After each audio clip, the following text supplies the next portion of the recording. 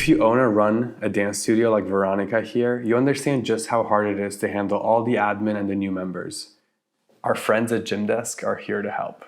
Gymdesk is an easy-to-use dance studio software that helps you manage every aspect of your studio. Streamline your billing, automate your marketing, manage memberships and bookings, all in one system. If you're using archaic tools or just spreadsheets and you want to modernize your operations, Gymdesk's team is here to help you migrate today. To join thousands of other business owners who enjoy better growth and reduce stress at their studio, head to gymdesk.com today, link in descriptions for a 30-day trial, no credit card required. You'll thank me later. All right, let's start at the beginning. Who is Veronika? Where was the first part of your life, and what was that looking like whenever you decided to start dance? My story, the way I started was pretty simple. As many kids in Russia, my mom brought me into a dance studio, and this is how I started. So at the same time, she brought me to dance studio and to musical school. And then at one moment I had to choose because it was too much of traveling, school, dance studio, musical schools. And she just asked me, like, if you have to choose, what will I say? A front dancer. So dancing was immediately, I fell in love. I was the best in the class. No, I was doing my cha-cha the best, you know. I really enjoyed it. And was it normal for kids your age in Russia at that time for the parents to take them, whether they're boys or girls, to dance sport? Yes, it was. Okay. It was normal. Many kids were dancing, and I still think it's normal. It's depending on the culture. No, it's ballet, dancing, music. A lot of culture in Russia, and a lot of Russian kids did this from like 6, 5 years old, even 3 years old. And how old were you? I was 6. Cool. Yeah, I think that's like a good spot. You're like old enough to understand what's happening and like to enjoy it. And did you ever try ballet or any other styles at that age? I did gymnastics. I did a little bit of ballet, but I didn't like it. I hated it. I did a bit of gymnastics. It also was not my thing. Okay. Was it also in Moscow that you grew up? I was in St Petersburg. Okay, nice. Okay, so you guys were on the, Yes. But I was born in St Petersburg. That's where my family is. Amazing. It's been on my, actually Russia in general has been on my list to travel to since my mom, while she was growing up, they used to teach Russian in school in Romania, and I remember she had like a big book from the Hermitage Museum, and I just would like look, and I was like, wow, like I want to go see all of this. So hopefully soon. You should go see it. Yeah, I'd love to.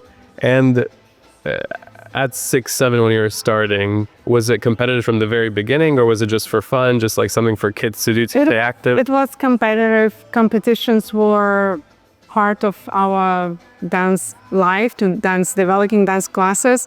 And I think it's very important always to have something like a goal, like you're preparing for something, for competition, for showcase, for open class for parents, But okay. It always should be something that you are looking forward and you are preparing for.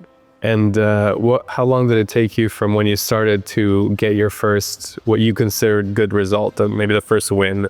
A long time, but I consider the good results. I only started to have them with Alexander, actually. Okay. Wow. Yeah. What was life before that? In St. Petersburg, it's not like I was winning all the time. I was winning some competitions, but never major, like small competitions, yes. I had a story, 15, 14 years old. My partner and I, we went to Italy for a competition with my mom as well. And we danced a few rounds, and then we were out, so nothing special. Regular couple, and then my partner left back home, and then my mom and we stayed there for a few days in Italy for a little vacation. And at that time we just started to have those little Nokia phones, do you remember? So I had my little Nokia phone and I had my number, but of course nobody knew my number, only my parents and my friends.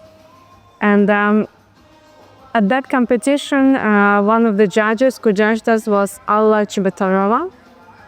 She was a Soviet Union champion, legend of ballroom dancing in Russia. Everybody knew her. And she was amazing, beautiful woman. She was always seeing the judging in this beautiful hat, so elegant. She was like a goddess to me. And of course, I never had the chance to meet her in person. Yeah. She was like a legend for me.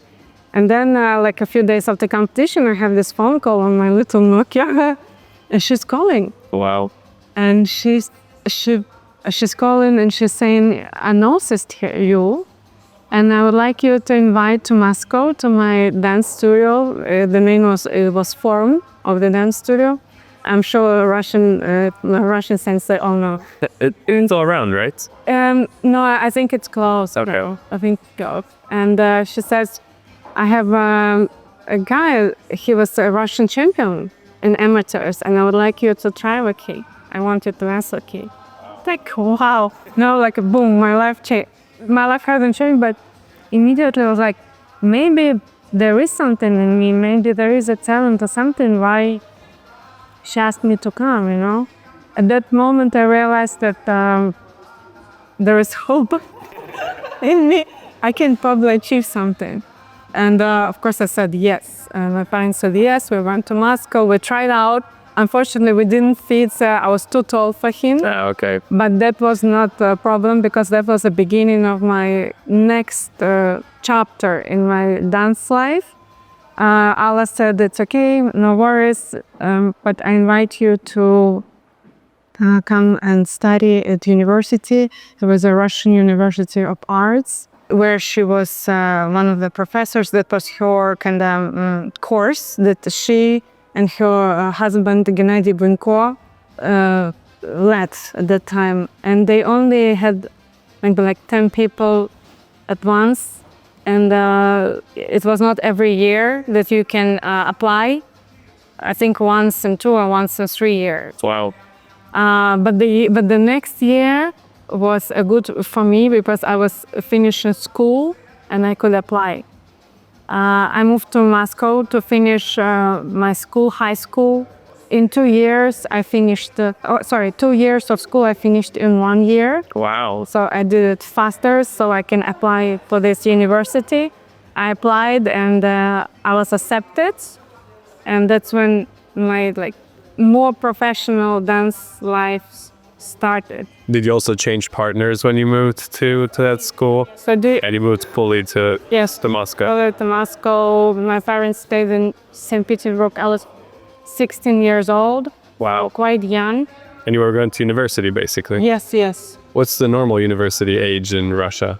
If I'm not mistaken, I think 17. Okay, so it's the year that you basically, wow, that's incredible. And was university a dance degree or? Yes. Okay. I graduated as a choreographer, ballroom dancing, and also historical dancing. Oh. Yes. And what options did you have at that time with that degree in Russia? Like, what could you do with a choreographer degree? That's a good question, because I never thought of it, you know. I was studying because I really enjoyed this. I loved it. It goes 2 years in university. It gave me a lot of knowledge. I studied ballet, historical dancing, of course, ballroom dancing, dancing of different cultures, different nationalities, the history of costumes, the history of dancing, so many, everything around dancing, and I really enjoyed it. But I never thought, what would I do with this degree? You just loved the dance and wanted all of it. Moment, I was just enjoying it. Yeah, I understand. I also went to school for dance, and 2 years in, I added economics because I realized that I had gotten an offer from a dance company in LA. And I was like, wait, I didn't graduate. So obviously my degree doesn't actually matter. It just matters if I can dance or not. And so I went back and did economics. But that was the issue. I love dance. I wanted to do all of it. But to Alex's point, the world's not ready. There's not enough opportunities to do something that you can sustain yourself with after a dance degree. Okay, so what happened post-graduation? You graduated, I graduated. We're still competing, I suspect, yes? Yes, I was competing full out. That was my life. Practicing the whole day, competing after I graduated 2 years. few years later, I'm not so good in dates as Alexander. Either. Just somewhere in time. So somewhere there I was competing. And yes, then we started to dance together. We started to dance together and moved to United States. Okay.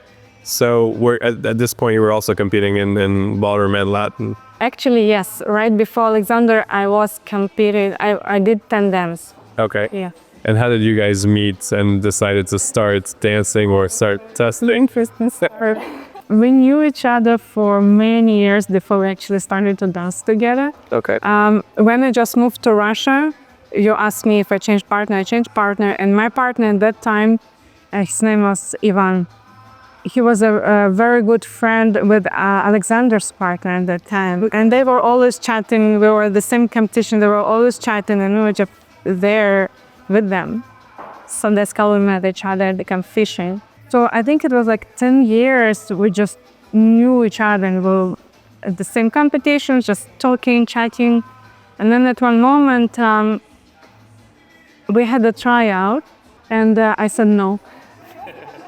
But I said no, not because Alexander is a bad dancer or something, but I thought we do not match. I can't lose. We were not a good couple.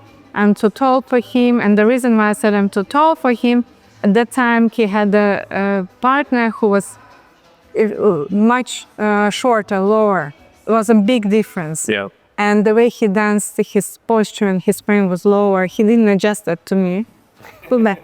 And I didn't feel comfortable. I said, well, I'm too tall, I'm not good at the match. It's not going to work.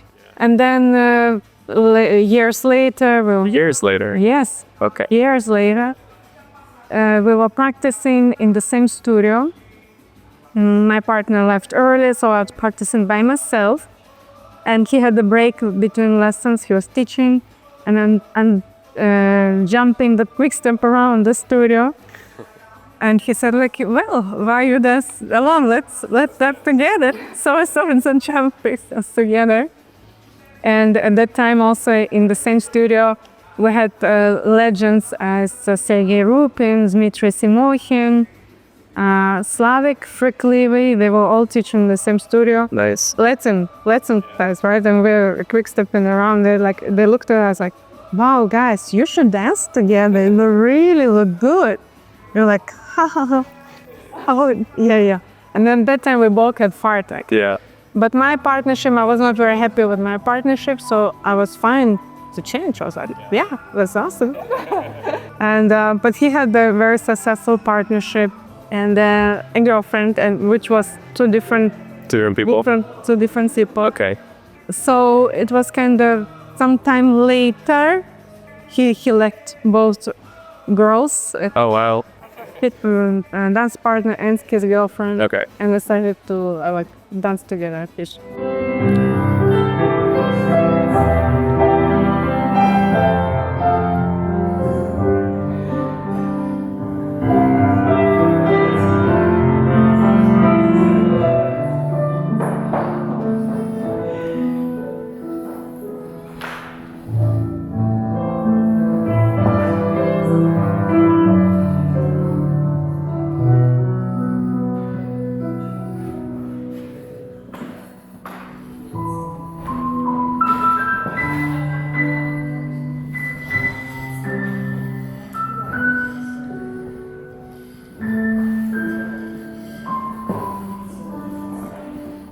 Did you guys start dancing together and as a couple, or? Yeah, we started to dance together first, and then like a month later, we started to date. That's so interesting. I was telling you earlier that there's a lot of things that are the same throughout couples, probably of a certain caliber and a certain age.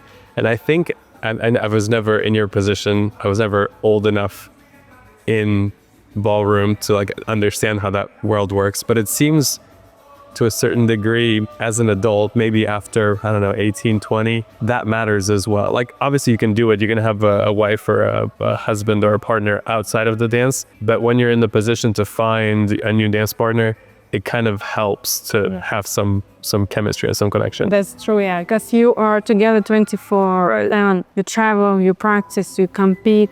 You need a person next to you who can support you, who can understand you, who can help you. I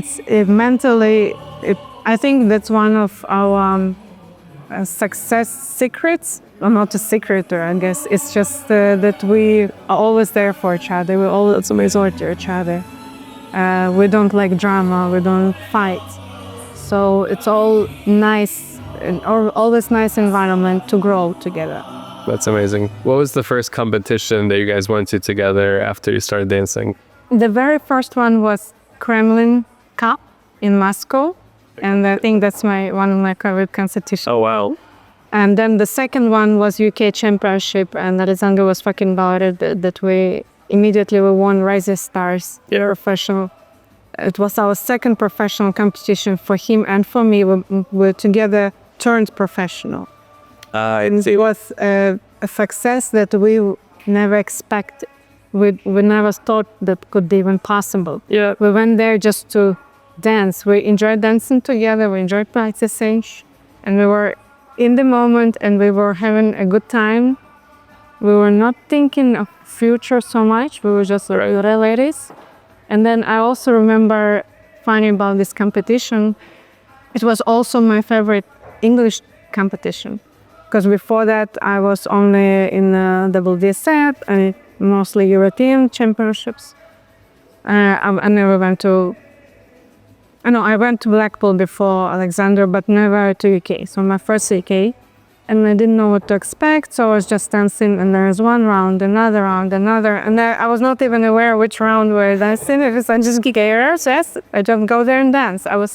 I had my focus, and I knew what I wanted to, how I wanted to perform, what I want to deliver. That was very clear, but I was not aware even which round we are. And then, okay, we're in final, and then the way they announce winners and announce results, you stay behind the dance floor, and they start from the first place. They start from the first? Yeah, they start from the work door. So when they announced us, he was like, Alexander was like, started to pull me, complete shock. I was in complete shock. He's pulling me to the floor, and he's going to that person who give you flowers. And I said like, bow, let's bow.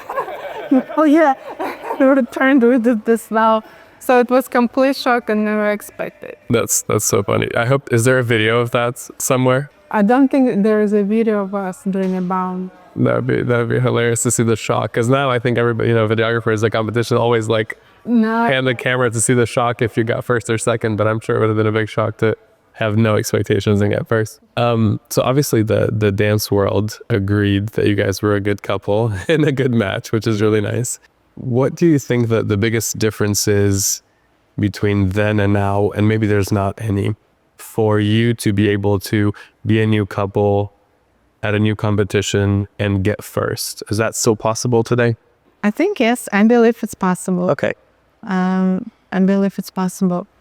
I agree with Alexander, because a little what I see difference right now. And at that time, of course, there was no so many technologies, no videos online.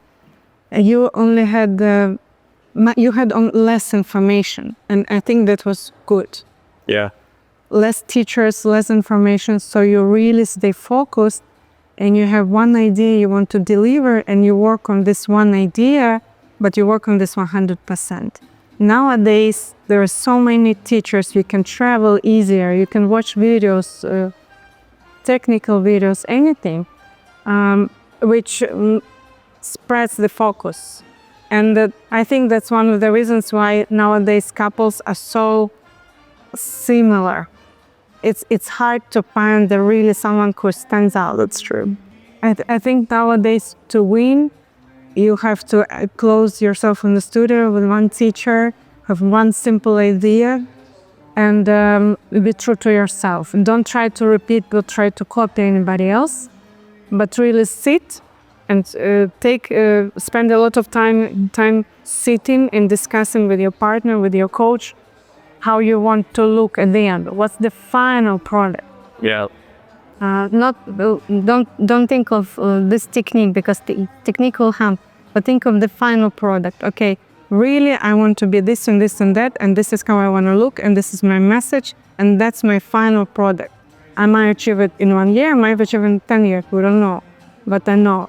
And then based on that final product, you will do everything based on that final product. Yeah. So that's how I think you can stand out nowadays on the dance floor. I love that. I think it seems like you're both focused on the quality of the dance, like the goal besides results is like, how do I want to look like? What's the product that I'm creating? And I think I don't know how it is for people just starting, but I assume when you just start, especially if you're older than 6 and you have some ideas and some preconceptions, you want the results. And from my brief oversight of the dance world today, it seems like there's some correlation between taking classes with all the teachers that are maybe going to be judges at a competition and placing better, which then leads to probably less good dancing. So I think it's a hard toss-up, but I love that your focus is the dance. Like that's first. When was it always like that? Did you never care about the results, just about the what do I do? I did care about results, and I think that was the biggest mistake I would do in my career. Yes, I felt like, as I mentioned before, when we started to dance together, we were in the moment, and we were really enjoying the photos and each other. We were practicing 6 hours in the dance studio. Wow, that was the life. Yeah. Then we started to win. Result came. We were not thinking about it. It came as a result of that. Right. And once we started to win and be noticeable, people from the industry started to tell, wow, you should be like a next US champion, especially when you move cameras, you should win the next championship. You should, you should win this, you should win.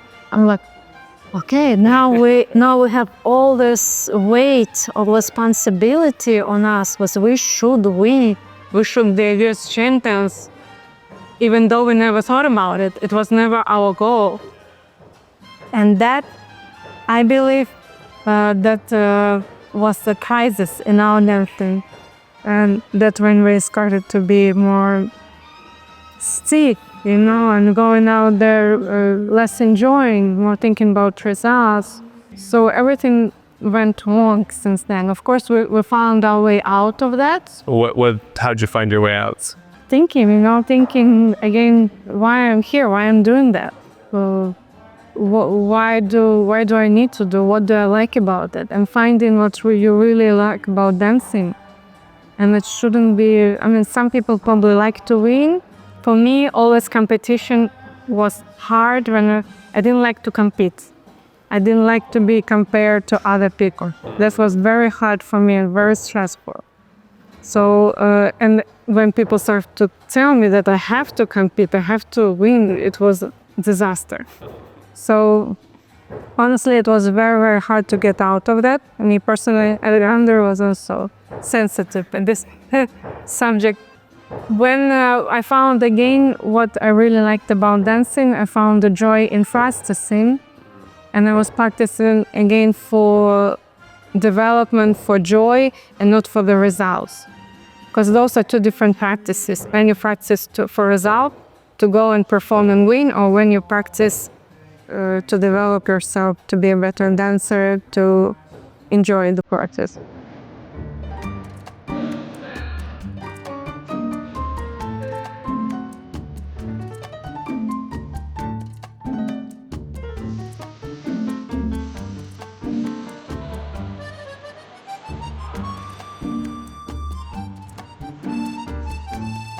Do you think that dislike of competitions was what led you into Showdance, or was Showdance sort of already into your life at that point? Yes, Showdance, something I really enjoyed. I really enjoyed creating Showdance, thinking of every detail, castings, music, what's the idea, choreography, and then I really enjoyed performing Showdances. Because you're alone on the floor and you can express yourself fully. Right. And there are no such strict rules, no, your heel turn has to be only this, or your posture frame has to be only this way. Even though maybe it's not really so true, but at that time in my head it was like that, right? Yeah. So I felt myself very, very restricted in a regular competition, but we showed them so much more freedom. And I really enjoyed one of the show dances we had. The name is Chardonnay.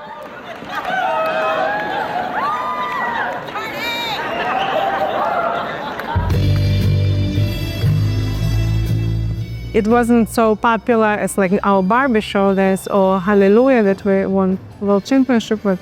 But Chardonnay, I played drunk, and I really enjoyed it because when you're drunk, there are no rules, so you cannot be wrong. You can dance it. And part of this show was a improvisation, which actually led us with Alexander to another idea of how we want to compete. And last few years of our competitive career, at the competition we danced improvisation, which was crazy. I don't know if ever people do this, or if people do this now. I don't know. But we decided that we really love it because you never know what's going to happen next. So you're always aware, you're always alert, and you're excited. And you can play with this. You can really hear the music and dance the music, not your routine. Yeah. Because in ballroom dancing, no matter which music, you still dance your routine. I think it's yeah. So you can hear the music, you can dance this music, you can play with each other, you can play with the audience.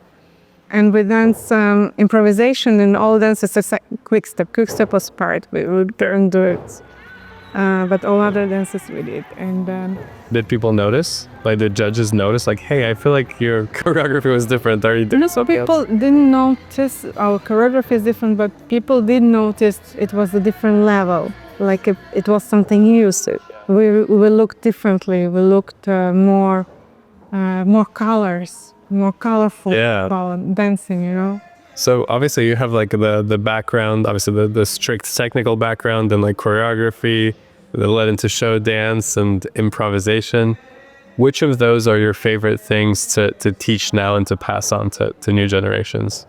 I don't know how to teach show dance. I don't think you can teach that. You just choreograph it for someone else? Yeah. You can of course do choreography, sorry, for show dance, but to be really yourself, to be really, I'm not sure, maybe you have to take acting class, I don't know, but start to teach to be a successful show dancer. Okay. But when I teach, I always like to be very organized. I'm an organized person. Okay. And analytical person. So when I do teach it technical a lot. And I like the systems. I have my own system that proved to be successful because our students are successful, our prime students. They won world championship, national championship, many competitions. Congrats. So I guess my system, Alexander's system, is successful. So when we teach, we are very systemized and organized, and we teach a lot of techniques, but it's not technique for technique. When I see a person dancing, I understand exactly what they need right now. You're like a doctor, you're like a dance doctor. You have to understand what's the problem. Not the problem you see, but the real problem behind it, because there are many layers. Yeah, right. Go dig deeper, find that problem, and understand if you fix that problem, all other things will be fixed. So it's to be very efficient in your teaching. And once I find the problem, I give a medicine, I give a solution, we worked on that, and then that's how, like, the people develop themselves so much faster. That's what I like. And I don't like in teaching to just teach to teach, or technique for technique. It doesn't make sense for me. It's just, I waste my time. Right. And do you do improvisation at all with your students, or is that just for you?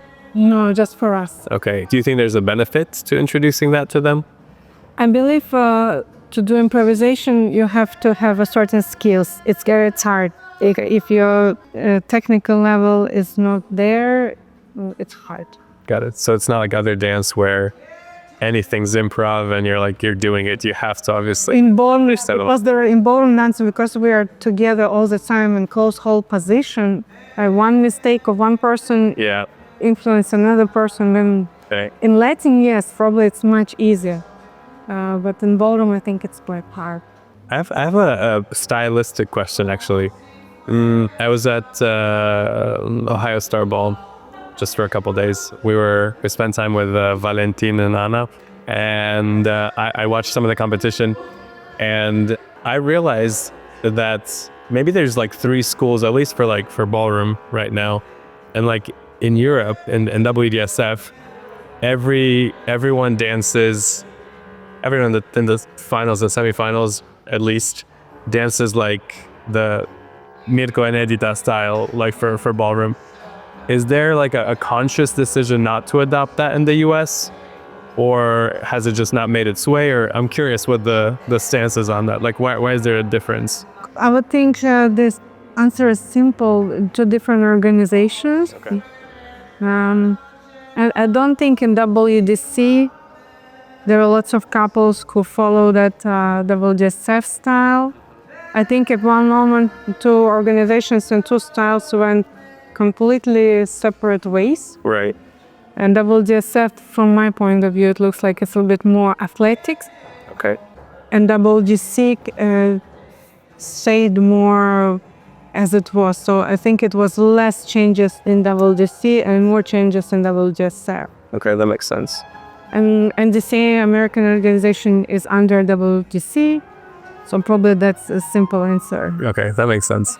I was curious because I think I watched some ballroom that's in Russia as well, and it's the same. Even though it's like closer, and I think they still train together, it's still like the strong frame and the, a lot of like focus on drive and the thing that like Zarkov was doing it. I must say it's good that we have options. It's true. We can choose. It's not just one or another. It's good that now we have 2 options, and everybody choose whatever they like the most. When you moved over from Russia to the US, what was the hardest thing to adapt to, personally or in dance? 2 things. It's mentality of American people, to understand the mentality, to understand students, why they come in for dance lessons, how do they want those dance lessons to be. At one moment we were too strict because we were like training them, and we understood very few people really like that. Right. So that was a challenge, to understand students and American people mentality. And another challenge, I think, as Alexander mentioned, in the United States, there are so many competitions, and we wanted to dance everywhere. We really wanted to perform and go and do something, right? Be active. But the country is huge, and every competition, every weekend in different state. Right. So very challenging was traveling. Traveling and staying in that crazy schedule all the times. But we managed for 12 years to be in that crazy schedule, practicing, teaching, traveling, practicing, teaching, traveling, non-stop. That was exciting and challenging at the same time. What do you feel like your life's going to be like 5 years from now? In 5 years, this studio is going to be the best studio in Miami, maybe earlier than that. Me and Alexander will be dancing Argentine Tango. Argentine Tango is our favorite style right now. We're really into it, and I'm looking forward to develop it and develop myself in that styles. I want to be much more authentic and really go and dive deeper into the history of it, into the meaning of it, because Argentine Tango is a lifestyle. Like ballroom dancing is a lifestyle, Tango is a lifestyle, it's different. Yeah. So I'm looking forward to go and learn more about it. Hopefully we'll have kids. Love that. In 5 years, maybe some other businesses besides ballroom dancing business, because I like different things. My life was for many years only dancing, but after we retired, I explored other activities in life. So maybe we'll have more other businesses. Okay. Traveling. I like to travel. Amazing. If you wouldn't have ever started dance, what would your life be like today? I think I would probably still be living somewhere else, not in Russia, because I'm curious. I like to explore different parts. I do enjoy the whole of my life. I also enjoyed organizing events. I like aesthetic things, aesthetics of events. I like interior design, so something in that for sure. Event organizer, interior designing. I went to school during COVID. I went to school in New York University. I graduated interior design course. Congrats. Thanks. So something in that probably, but very still artistic. I'm gonna end with 3 rapid fire questions. So just first thing that comes to mind. This one I feel like I already know the answer because you were talking about it, but I'll ask it anyway. If you could pick one business to start today that you know you'd be successful at, what would it be? I would start the real estate business. Okay, cool. And whenever you travel for pleasure or work, what are 3 things you don't leave the house without? And my husband, Alexander, my credit cards. We're very practical people. I love it. And yes, the phones. Nowadays, you can go now. Yeah, that's true. And last question. If you could give one piece of advice to young dancers or older dancers that are just now starting, what would you tell them? I talked about this earlier, but I would suggest them to spend a lot of time thinking about dancing, not just practicing for practicing, because I believe many people lose time practicing things they don't need to practice. Interesting. So I would suggest them to focus on the final project, final vision, what they want to be, where they're going, and then from the final picture, go back and practice whatever you need to do to be where you want to be in 5, 10, or in 1 year. I love that. Thank you so much for your time. It's been a pleasure. It was a pleasure.